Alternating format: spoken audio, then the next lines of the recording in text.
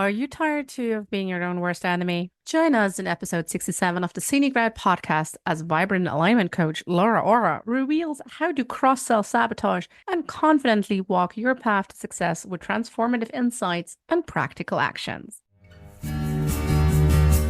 Hi, and welcome to the Scenic Route podcast, where we believe in embracing life's journey with purpose, curiosity, and a bit of pucky humor. I'm Jen, a sociologist, someone's uncool mom, and I'm always looking out for that perfect slice of gluten-free rhubarb pie. Every week, I get the joy of sitting down with dreamers and doers who dare to take the road less traveled in pursuit of their own magic. Together, we dive into the inspiring stories of soulful entrepreneurs and visionary leaders who boldly share their beliefs, lessons, and fuck-ups. Excited? So am I. You're exactly where you're meant to be. And now, let's take this conversation off the beaten track. Laura, welcome to the Scenic Route podcast. How are you? I'm fantastic. Thanks for having me. Thank you. Yeah, I'm glad this is working out because we had some tech issues because Mercury fucking retrograde. So, it comes to shake shit up. Whatever needs to be unraveled shall be unraveled. Oh yeah, and I was even bragging to Laura oh, I'm usually not so much affected with tech shit on Mercury retrograde. And Mercury was like, bitch, please. And then your microphone stopped. And I'm like, what's going on? But I've cleansed my space. We've recentered ourselves. We're like, take this, Mercury. And we're getting the show on the road. And I'm really excited to talk about something that is, I don't know, I often say this, and it comes after the realization you have done work on yourself. Your thoughts shape your actions and what you believe. And still, some days you're like, I'm my worst fucking enemy. So how can we get the fuck out of our own way, Laura? Well, that's a big question. I know. We're not chit-chatting here. Like, we're going deep fast. I mean, that's how I roll. So, I mean, it's the premise of what I teach, right? Is about getting out of your own way. And there's just so many pieces and facets to it, right? Mm-hmm. And I think that one of the most important things, and the thing that's running front and center in my soul to share with you right now, is just this deep sense of awareness of self. Mm. And I know that you've probably heard that a million times. If you're listening, you're like, yeah, I know, I get it, awareness. But are you actually? Are you actually? Because to know about awareness and to practice awareness are two very different things. And want to elaborate on that? Yeah. So, to know about awareness, oh yeah, I need to think about my thoughts. I need to notice myself. I need to recognize my time and what I'm doing and how I'm investing my time and energy and how I'm feeling. I know I need to do those things. Okay. We all have access to 8 billion tools that we don't use. And this is another one of them, right? Yeah. Whereas to practice awareness is actually to get still and actually notice it. And I think that that's one of the biggest pieces that a lot of people push back on is the stillness, the pause, the hold on a second, right? The reflection, the just really, truly, actually stopping for a second and acknowledging, what am I saying to myself? What am I hearing right now? What am I feeling? Where am I feeling it? Really, truly noticing yourself so that you get back into your conscious mind so that you know how to shift and choose something different moving forward. And that's what I mean about practicing awareness. Mm-hmm. Listen, I'm telling you, if you want to change anything in your world, you've got to start with awareness, because without that, it's very hard to make conscious decisions that lead you down the right path. Yeah. So without it, it's hard to change anything. Agreed. It all starts with recognizing where you're at. So how come we feel so much resistance when it comes to being more still, being more quiet? Yeah. Well, I tell people all the time, and I get all kinds of, I really get people going on the internet when I make videos, when I say this. The thing that you want the most is often behind the thing that you resist the most. Oh. Yeah, you're welcome. Oh, we're dropping like the Pinterest quote already like 2 minutes in. Oh dear. Okay. The thing that you want the most is often behind the thing that you resist the most. And so if you're resisting getting still, there's some information in there for you, my friend. And why do we resist that stillness? Why do we resist pausing? Well, one, it's not your typical go-to, right? So it's asking you to do something new. And anytime we change things, our mind, our bodies, our routines tend to kind of freak out a little bit. Like, oh, I need to do, this is not how we do things. And I need to get back to what I was doing, right? There's also a lot of societal pressure to keep going. Yes. Go, push, hustle, culture. Yes. keep going, right? Like there's a lot of pressure with that. And I feel especially, I don't know, I say our generation, I have no idea how old you are, but I mean, just kind of like, we're probably I'm 39. 39. Yeah, there you go. Same, 39. Turning the big 40 this year. 1984 babies in the Yes. house. Also, how the hell? God, how the hell did that happen? Well, anyway, going back, I feel, and this is also true for a lot of my friends. So that's why I was wondering. We grew up as like with my parents raised me to not be a quitter. Yeah. Like, you don't quit. Whatever the hell, like, if you have 2 broken legs, you still finish that race. And it's like, what?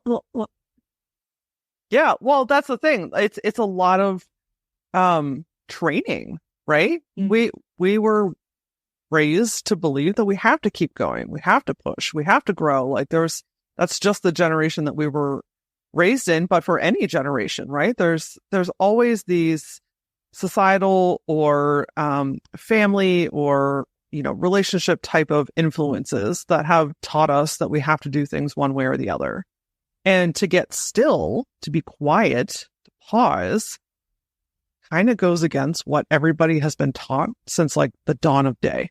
And so it just kind of feels unnatural. And especially, if we're talking, even to women, even furthermore, like just this expectation and the pressure, and I'm in charge of things and people rely on me. And if I don't do this, then the shoe's going to drop, and like all this pressure it brings a lot of mom guilt. Mom guilt. Yep, absolutely. Shame. Like, so it's just not a natural thing for people to pause, but it can be. Or right? It is, or it probably is a natural thing, but it has kind of like trained out of us, right? Like, yes. We don't have to like learn something new to pause. We just have to like decondition or untrain certain things. We have to unlearn all the shit that we've been taught to get back to who we've always been in the first place. Yeah. So there's a lot of different factors. This for us. Yeah. There's a lot of different factors as to why we don't stop. But I'm here to tell you that, like, if you don't, no one's going to come do that for you, right? If you truly want to start to get out of your own way, to make positive shifts in your world, positive shifts that are sustainable and real, by the way, not this quick win bullshit, not this overnight, I fixed everything. Like, I don't teach quick fixes, right? Yes. Like, getting out of your own way is not a flip of the switch. It just doesn't happen. And anybody that teaches you that is full of horseshit. So you have to, it's this continuous showing up and asking yourself and really putting yourself in the position to pause and to feel it and to understand it and to notice it over and over and over again until it just becomes second nature. And eventually it will. But that with practice and consistency and all the things, all the boring things that will not sell.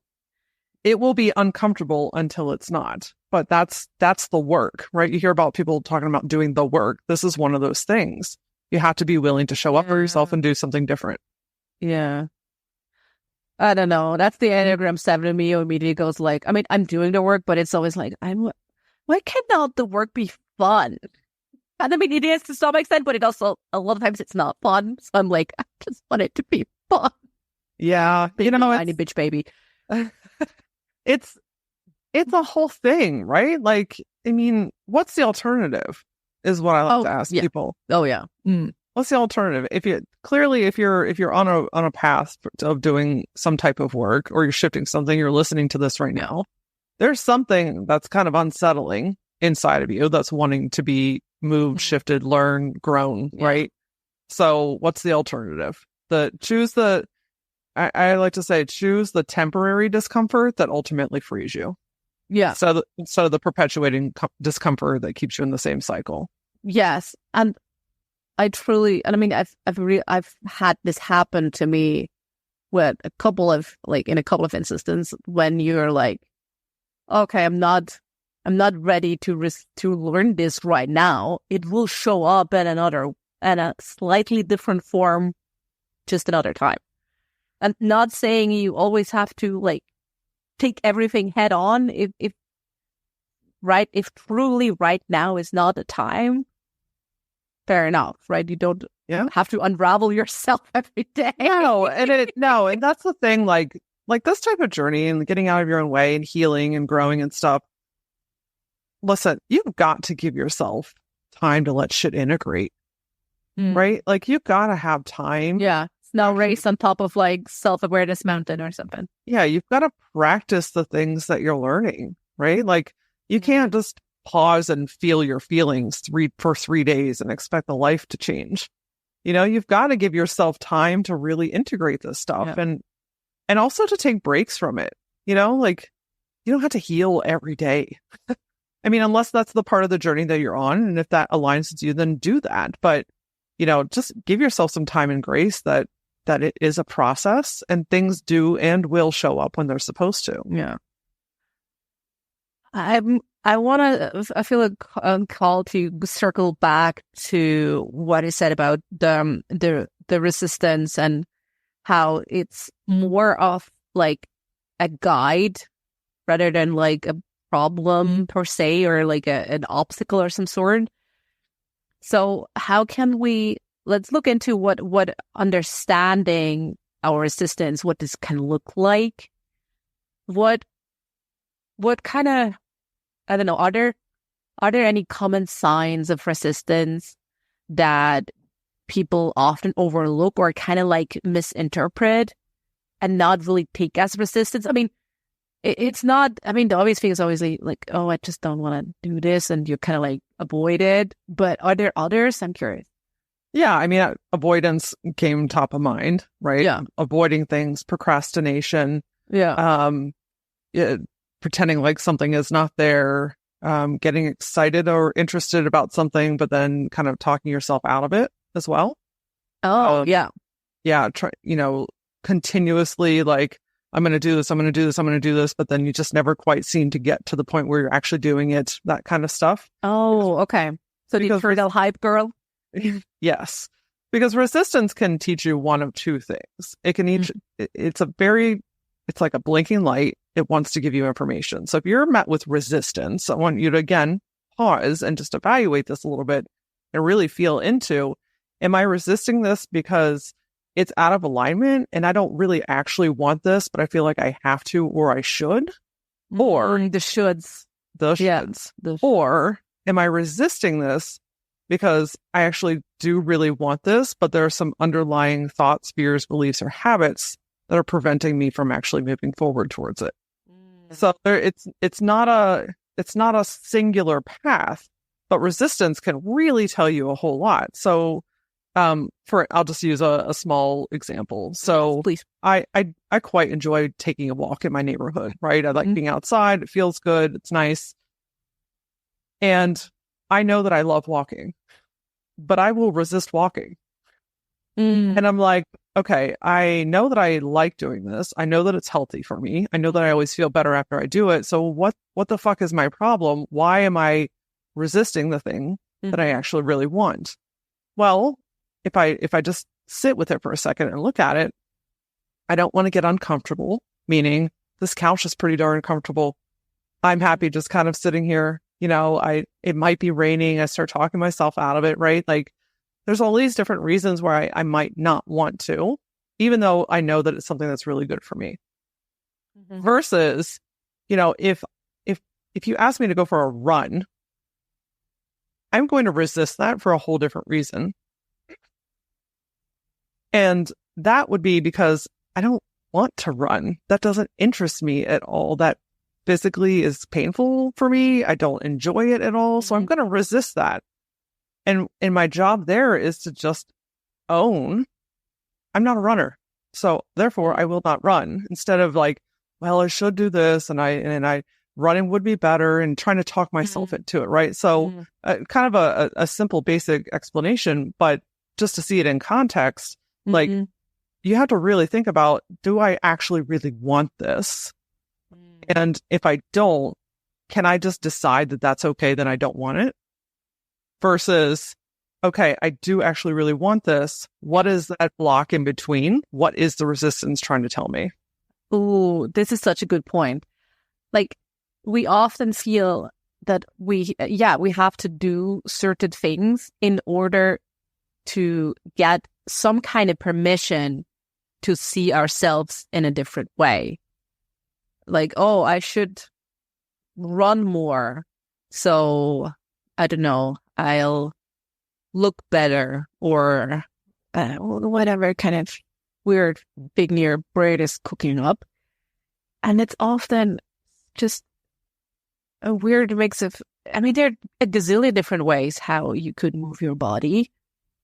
And it's just really interesting being curious, and why you're so fixating on this. What do you tell yourself that when you force yourself to go for a run, what do you tell yourself? Like, what's the story that plays?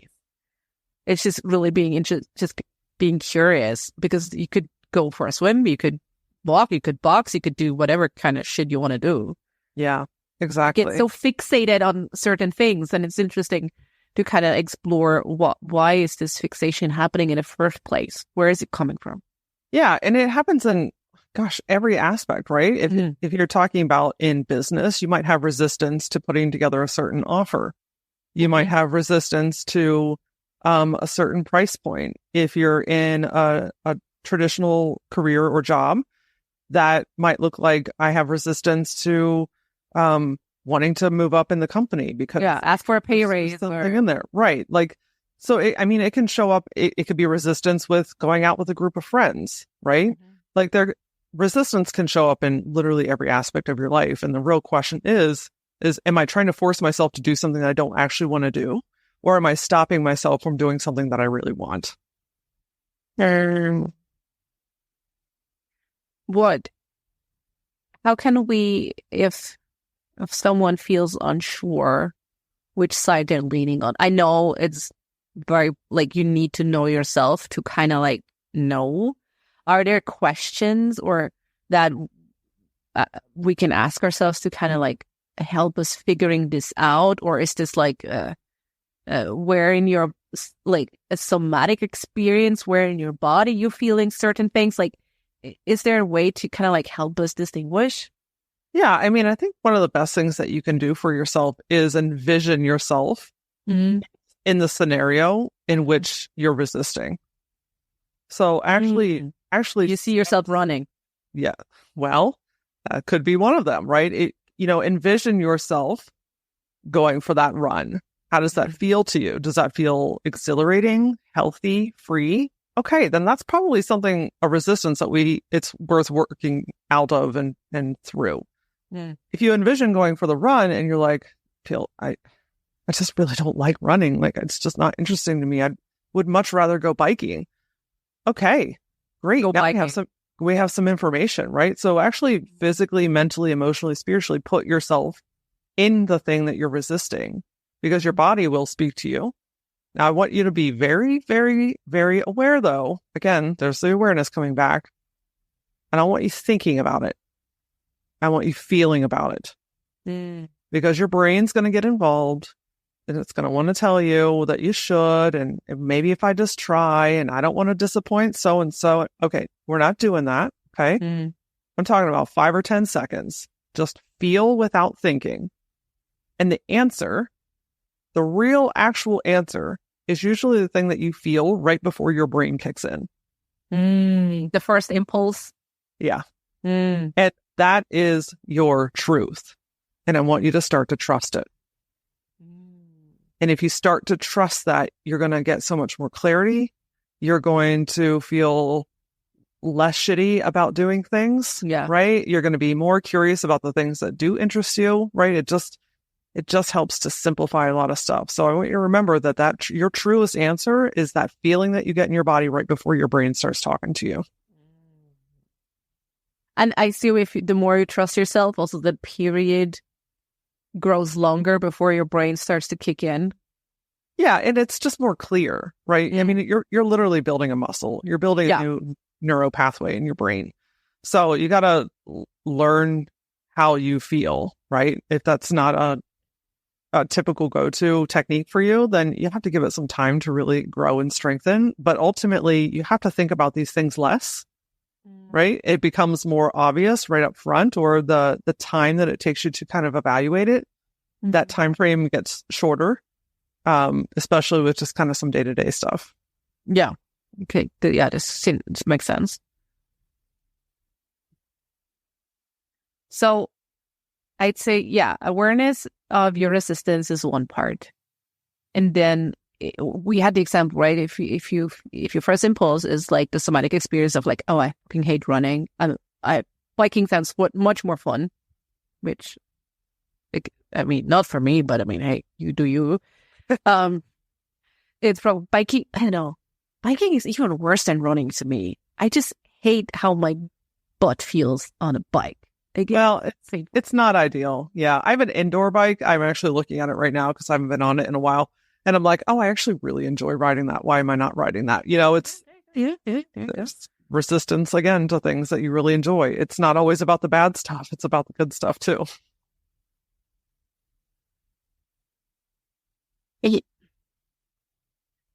Why is it about the good stuff too? Right? It's so funny how our minds work at times. It's the Wild West up there, right? I know. Like there's a million reasons. If I'm sitting here and I'm literally looking at this bike right now, which I saved up for, I paid off diligently. I became part of the community. I have instructors that I adore that inspire the hell out of me. I know that every single time that I get on it, my brain feels just as good as my body, minus my ass, because that seat does hurt for the first couple of times. I know all those things, and yet I could not tell you the last time I got on it. So why do I resist that, right? And so for me in this particular scenario, and I'm just being really honest because we teach what we most need to learn, just so you know, like I'm familiar with this shit because I fight these same battles. So makes total sense. I mean, otherwise it's just lead the blind leading the blind or something. Yeah, makes total sense. I mean, a handful of the reasons, if I'm just spitting off the cuff here, why I might be resisting riding this bike. Well, it is more comfortable to hang out with my husband in the evening when I would typically ride it than to get on the bike. I don't love getting showers. Look, I'm clean. Okay, I take care of myself, but I just don't like being in the water. So I know that every time I get on the bike, then I need to get in the shower, and I don't really like that, right? I know that I haven't rode. Same, but I'm like, I hate how long it takes me to dry my hair. Oh, yeah. Makes me mental. At the same time, I cannot rock short hair. Like, it doesn't, I have too much thick hair. It just doesn't work. Yeah. I hear you. I know that I haven't rode in a while, which means the first probably 3 to 5 rides are going to hurt my ass, which means I'm going to be in pain for a couple of days. So I'm not excited about doing that, right? Like, I could go on and on and on. And you know what those things become? Fucking excuses. Your resistance to the things that you really want become your excuses. And it's the ammo that you use to talk yourself out of things. So how can we bring Laura on the bike again? How can we bring Laura on the bike? Well, after this conversation, I'm probably going to ride, to be honest with you. You know, it's what it boils down to is choosing to take a different action. Because you can have awareness all day long. You can think about things all day long. I can be super aware that I have not ridden that bike. That's not going to fucking do anything for me. It's not going to change anything. What's going to change is getting into aligned action. Yeah. Actually intentionally choosing to step into. I want to have a different outcome. Ergo, I need to do something different. Yes. Which might mean go on a bike or something else. It means leaning into the temporary discomfort, the thing that's going to actually free me and give me more of what I actually want. So a little tactic that I like to use when my brain starts like getting funky and I want to talk myself out of good things is I'll just interrupt it by saying same or better. Do you want the same or better? Oh.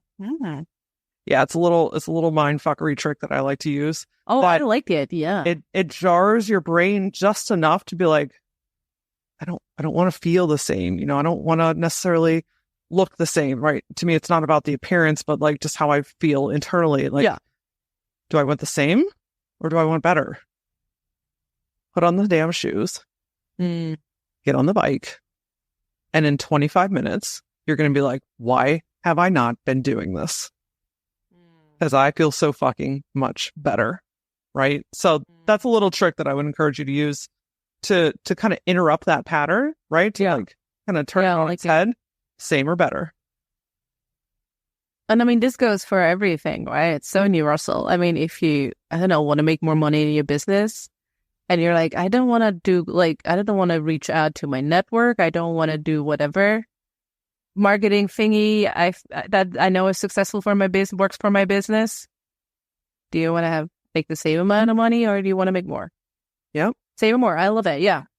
That's a good, I see. Yeah. My brain would be quite happy with this. Yeah. I gotta steal this. Yeah, please do. I like to keep things as simple as possible because our other tendency as human beings is to make things insanely complicated. And then tell me if this resonates with you. We make it complicated. Then we try to do the thing. Then we get discouraged by the thing. So we stop doing the thing. And then we get mad with ourselves for not doing the thing. So now we have more ammo as to why we can't do the thing. Oh, yeah. Oh, yeah. We got a whole arsenal of ammo. So let's make this shit simple. Okay. So when you feel that resistance, right? Get aware, notice it, give it a place at the table, right? It just wants to be recognized. Let's stop pushing it off. Let's stop hiding it. Give it a chance to actually speak to you for a second. Yeah. Welcome it in. Welcome it to the table. I mean, it's here. Yeah. It's here anyway. Hey, it's not going to go away. Might as well invite it to dinner. Like, let it in. Notice those things. Unpack the resistance. Like your creepy uncle who invites himself to Christmas. Well, no, we don't want him. But notice the resistance. Get to know, put yourself in the position of actually doing or having the thing that you're resisting, and then make a choice, same or better. Right. And all of this can happen, by the way, in like a very short period of time. You don't have to go off into the woods and meditate unless you feel called to. You don't have to do a whole practice. You don't have to go buy a special journal that has the right cover on it to feel these. Wait, what? There's no outside solution to our inside problems? Come on, what? I know. I'm sorry. I'm sorry to be the spoiler. Man. But that's what capitalism taught me. Well, it's a whole nother conversation. I know. But I really like this type of conversation too. It can be simple. Let it be simple.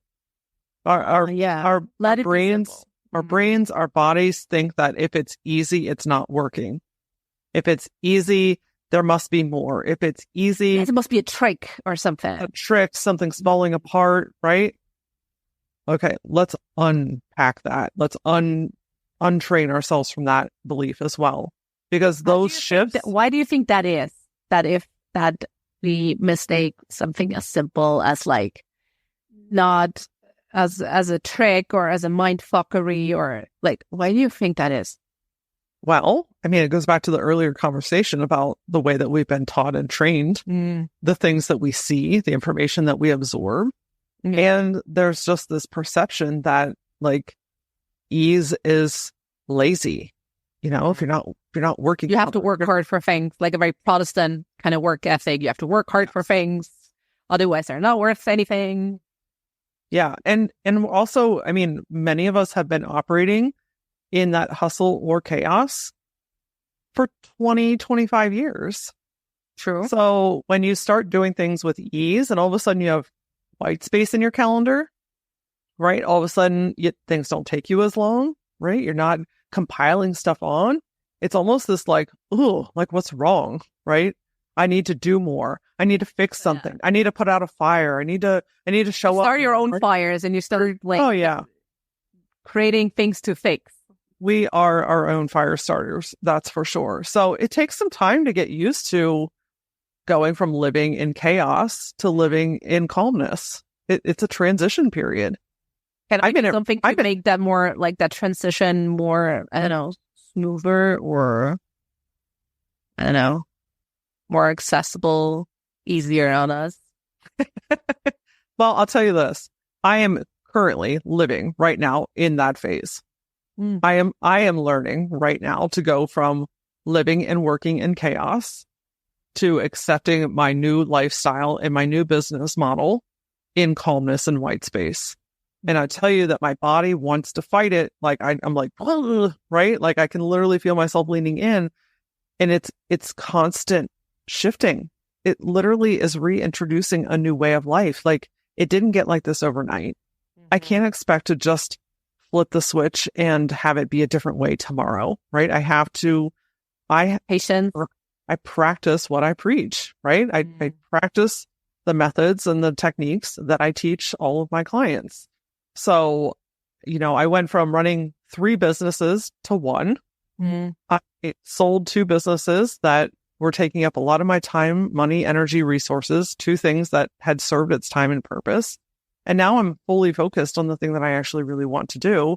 And it's a new territory, right? I'm not used to having all this time, and I'm not used to being able to focus. So I'm relearning how I even work and what works well for me and just trying different techniques. And I think the biggest thing is just giving myself compassion while I'm doing it. Yes. Not making it mean anything, not kicking my own ass about anything. Just that, hey, Laura, we've been really stressed out and running in fight or flight for the last 20 years. This is going to take a hot minute. And as you said before, it's a muscle, right? We got to train it, and until it's just becomes second nature, and until that moment like flips, we will feel resistance. Yeah. Upon resistance. And I think that one of the biggest differences, honestly, for me in this season is that I'm choosing to be more kind and compassionate with myself. Like I notice it, and then I'm like I'm giving myself my own personal pep talks, right? I'm noticing and I'm aware of my habits and what I'm doing and how I'm working. And I'm like, even like all the things that I needed to accomplish this week are done as of right now. Yeah. And I looked at my calendar and I was like, there's nothing on for tomorrow. So I'm just going to do whatever I feel like doing tomorrow. I'm not going to work. I'm going to block out my schedule, and that's okay. And for like a split second, I was like, well, what if someone needs me? Or what if I don't comment on this? And then I was like, it's going to be okay. The thing that here, bring this full circle. The thing that I wanted the most was calmness and white space in my world. And I resisted it by packing my calendar, taking on too much, and dividing my time. So now I'm living in the thing that I want the most, but it takes time to integrate that into my world. Yeah. So I'm choosing to have compassion for myself and to know that it takes a little bit, and it takes practice. I've never done this before like this. Yeah. And I have to give myself time and grace to learn. Yes. Beautiful.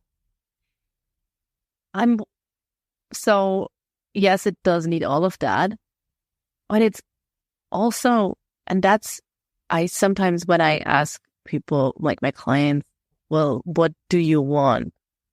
They'll look at me with just like blank stare, like, I don't know, I'm like sent from Dune or something, or just some weird alien shit. And they're like, I get this gaze. And sometimes it's funny how you said we want to take aligned action. And that kind of requires us to really think about, okay, what do we want? Right? You said you want to have white space for your business. So we also need time to actually figure out, what do we want? Yeah. What do we really want? And why is that often such a hard question? Because we have a tendency to put everyone else's needs in front of our own. Yeah. Mom guilt again. Yeah. Well, mom guilt, friendships, clients, girl guilt, woman guilt. Yeah, just it's great. So, when I ask my clients the same thing, what do you actually want? It's the same response. It's a blank stare. Or it's quickly followed by, no one's ever asked me that before. I've never stopped and thought about that. I have no idea because I've never really felt into that before, right? It doesn't even dawn on women that they're allowed to even think about what they want. So when they're presented with that question, all of a sudden it's like they're staring at a blank wall and it's like, where do I even begin? I have no idea. And I think that that's such a profound exercise to go through of rediscovering, who you really are and what you actually want, because those are the key indicators on how you can make decisions moving forward too. Yeah. And this is such a cliche, but I had this I think, 3 years after giving birth to my kid, I was like, the first 3 years, I was, I don't know, almost like running on autopilot, on not enough sleep, too much caffeine, and I don't know, just. Those first 3 years are. Which it's fine, right? It's the season and it's all good. But then he started kindergarten and there were more chunks of time. And I was like, okay, those are the chunks of time I'm looking forward to do shit I want to do. And now they're here. And I don't know, I could fold the laundry. No, bitch, you don't want to fold the laundry. What do you want to do? And there's I don't know. I actually don't know. I have to kind of refigure it out and be like, that's what I used to enjoy. Do I still enjoy it? I don't know. Let's see and try to kind of figure out what I really want, because I haven't been, there wasn't really on a bigger scale. It wasn't a season to do this. Right. Yeah, I think that there's a period of exploring and experimenting, right? Especially if you're like, I just truly don't know what I want. Okay, that's fine. That's where we're starting. Yeah. Right? No shame with that, no guilt with that. Yeah. So let's start with something small, right? Let's start to introduce this into your body, because what I want you to start doing is learning how to say yes to yourself. That's what it boils down to. And so in your scenario, you're like, oh, I have this chunk of time. I could fold laundry. Like, what I was thinking about the other day? I could really just go sit at a coffee house and drink an iced coffee and just people watch. I would really love to just do that. Okay. Nice. Yeah. Right. So in that moment, it's like, what do I actually really want in this moment? Yeah. This singular moment. I really want the iced coffee. Yeah. So I want you to get in your car or walk downtown or whatever your means of travel are. And I want you to... And shamelessly have that coffee. I want you to choose to shamelessly have the coffee. And it's probably going to feel a little uncomfortable for a while. You might be shifty in your seat, but after a little bit of time, you're going to be like, oh, that was fun. That was interesting. I feel better. And chances are, honestly, when you feel better like that, you're probably going to go home and plow out that load of laundry anyway, but it's going to take you a third of the amount of time that it would have taken you prior, right? Yeah. And I'm not saying you have to do that, but I'm just saying that when you re-energize yourself and you do say yes to you, the other mundane or typical tasks that you might have to do don't seem so daunting or irritating anymore, because you have fulfillment outside of your roles and responsibilities. Yeah. It's really the whole put the seat belt on you first kind of thing, and you can't pour from an empty cup, right? but it's just but I mean it's silly. They heard it, but it's silly Pinterest cross stitch quote. But I mean, it's just true, right? I mean, I know when I'm more centered and with myself in the present moment, I will not snap at my kid for just being an annoying 4-year-old at times. Yeah. And it just, acknowledge that, yeah, he's a 4-year-old and he does stuff that 4-year-olds do. And yes, it annoys the crap out of me, but I have just more chill. You've got more runway, right? You've added on to the fuse. Yes, right? Yes, yes, very good. Yes, I love this image. Yes, it's much longer. And yes. other times it's really, really tiny short and it just needs a... Yes, but what I want you and everyone that's listening to hear and remember, though, is that you have to choose to lengthen the fucking cord. Yeah, no one's going to lengthen it for you. If you continuously push yourself to the edge of that, ultimately, you're choosing that. Okay? And I'm not saying that it's easy, and I'm not saying that it's... No, it's not comfortable truth. It's not comfortable. It really is, but it is the truth. So you've got to be willing, and I'm telling you, it's the big shifts that you're looking to feel, that whatever that shift, change, difference in your world that you're looking for, does not happen from one big thing. Could it? Maybe. But the more realistic way that this happens is by the little singular moments. Each individual decision, it adds up to that bigger change. Yeah, every time you choose to react different than what might have been your first, not the first instant, but if you want to snap because your fuse is short and you want to snap and you're like, wait, hold on. No, I'm going to do something else. Yeah. You have to take accountability for yourself, right? Like there's all kinds of external things that are certainly contributing to how you're feeling. But at the end of the day, you have got to take accountability for yourself, because I can't come and make you go get that coffee.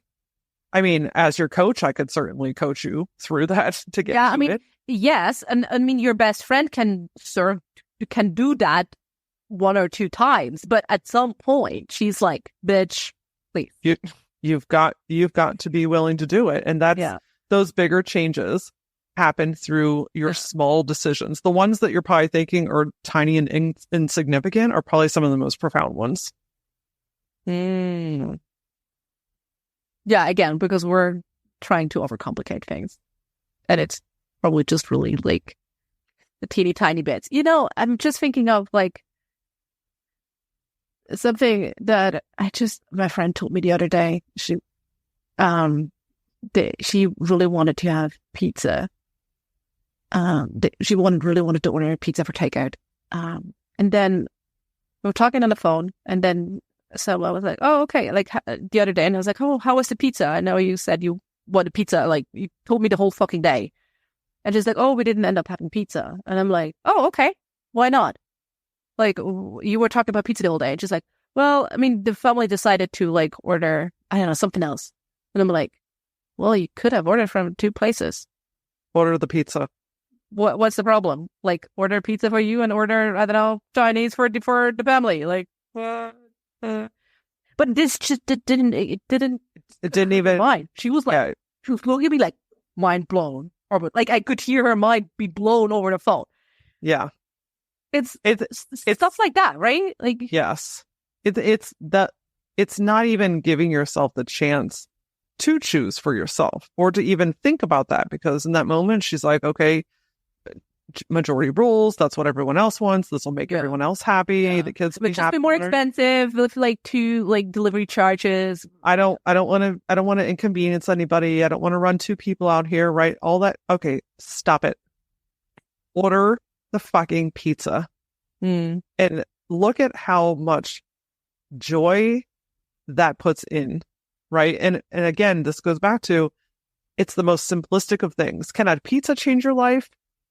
Probably not your whole life, but is it going to put goodness into you because it's what you've been wanting and craving all day long? It's going to fill up your tank a little bit further. It's going to strengthen. Can it make that moment you're in better? Yes, it can. Same or better? Can it lengthen the cord? There you go. Same or better. Okay, so let's order the pizza, my friends. I don't know.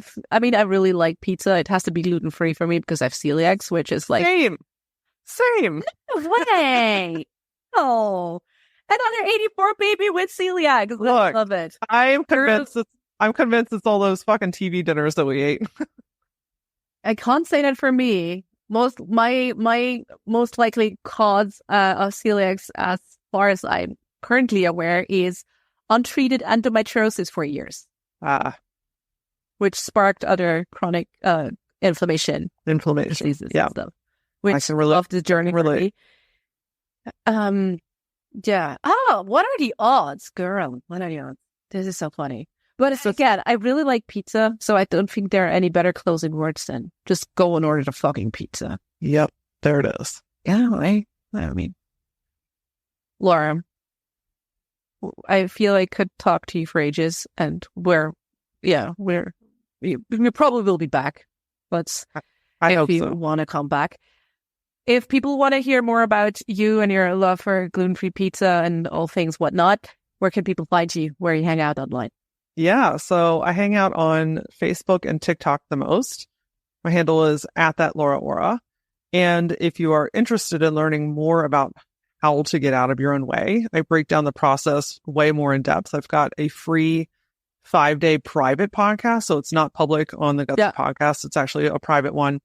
If you go to if you go to LauraAura.com/foundations, I'm going to teach it in the show notes for sure. I'm going to teach you the foundational way of how to get out of your own way. Ooh, I really like this this private podcast thingy, so you can just listen to it. That's a really cool way instead of just having like a PDF or something. Yeah, that. Thank you. It was another process of resistance, and then I was like, why don't I just do it in the way that I resonate the most? And turns out that shit works. So, fun fact. Yeah, like make it as simple and as smooth as possible for you. And if you know audio works for you, just do audio. And it works for my audience too. So it's a win-win. So yeah, LauraAura.com/foundations. Very good. Before I let you go, I always have one last question. What book are you currently reading, or what audiobook are you currently listening to? Oh, I just finished Rachel Rogers. Hold on. She has a book called We Should All Be Millionaires, and I've read that several times. Yeah. Highly recommend it. Definitely recommend listening, because I love the audiobook too. She is good. Yeah. I like to hear her energy in it. Yeah. But she just did an Audible original. Hold on. Oh, I'm not caught up on that. Okay. Okay, so Rachel Rogers is an Audible original. It's called $1 Million Habits. Oh. So she's got that same awesome zest from We Should All Be Millionaires, but in this, she breaks down like the steps and habits to creating your $1 million business. So I really love her authenticity, and I just wrapped that up. And I really definitely recommend listening to her too. She has certain something. Yes. And great. Well, Laura, thank you so much for sharing your wisdom and being with me on the Scenic Route. Thank you so much. I thank you. And just like that, we've reached the end of another journey together on the Scenic Route podcast. Thank you for spending time with us. Curious for more stories or in search of the resources mentioned in today's episode? Visit us at scenicroutepodcast.com for everything you need. And if you're ready to embrace your Scenic Route, I've got something special for you. Step off the beaten path with my Scenic Route affirmation card deck. It's crafted for those moments when you're seeking courage, yearning to trust your inner voice, and eager to carve out a path authentically, unmistakably yours. Pick your Scenic Route affirmation today and let it support you. Excited about where your journey might lead? I certainly am. Remember, the Scenic Route is not just about a destination, but the experiences, learnings, and joy we discover along the way. Thank you for being here, and I look forward to seeing you on the Scenic Route again.